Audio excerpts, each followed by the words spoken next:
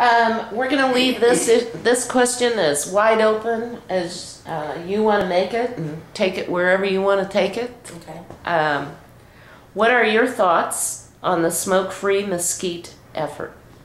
Oh my goodness. I am going to be totally honest. I smoked when I was 17. I was a heavy smoker. I picked it up. My father passed away and I picked it up. That was how I calmed my nerves. But by the time I was 37, the doctor said you can either die from emphysema or you can give up smoking. So I gave it up cold turkey. When this issue came up, I was asked to support it, to be an advocate. And I am a big believer that, again, federal government, state government, kind of run a lot of programs already, and everybody should have their own choice. I make it very clear that I'm totally anti-smoking, but I don't have any right to tell anybody that you can or can't smoke. You have as many rights as a smoker as you do as a non-smoker. I go to the casinos. Am I forced to go there? No.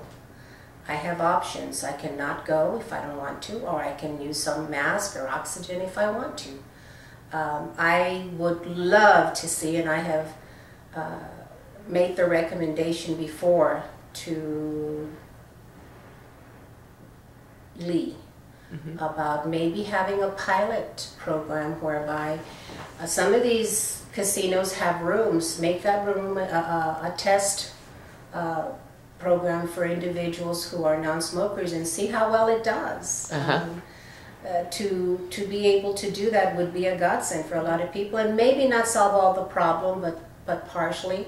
Do maybe whether it's a 90-day or a 6-month test of saying, okay, this part of the casino, even if it's not enclosed, like in Laughlin, when we used to go there, they had sections that were for non-smokers. The big advantage there is that you can be sitting down and playing your slot machine and somebody doesn't plop down next to you and smokes in your face. So that's one big advantage. Right.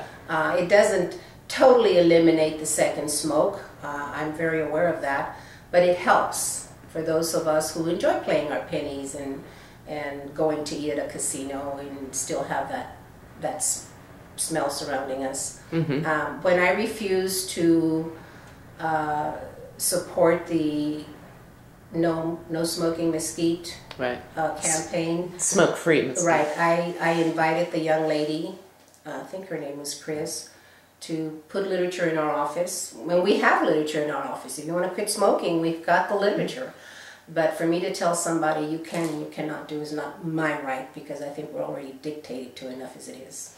Okay, thank you. Okay, switching gears a little bit.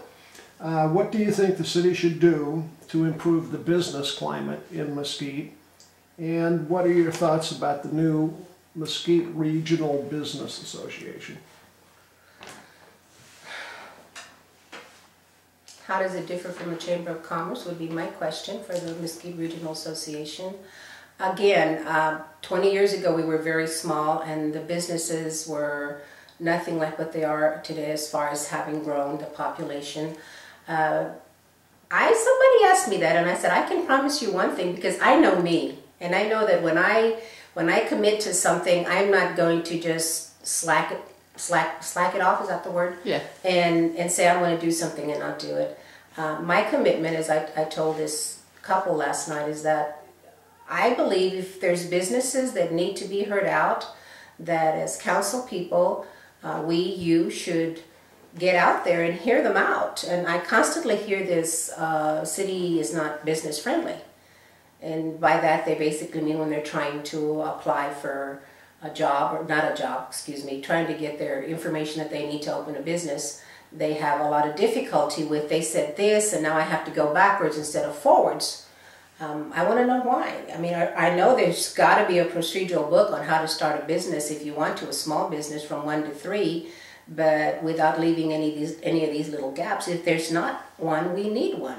I've heard, well, it's there, but they need to come get it. Well, maybe it can be put in the paper reminding people that, hey, if you're really interested in a business, advertise, the city, advertise in the paper that the information is available on step 1 to step 1,001, so it can help you without having the problems that current businesses are having. There's two in mind, to Euphoria, and then the child care center, I think it was. Yes, child care. Skipping steps and then having to go back when it's ending up costing you more in the long run.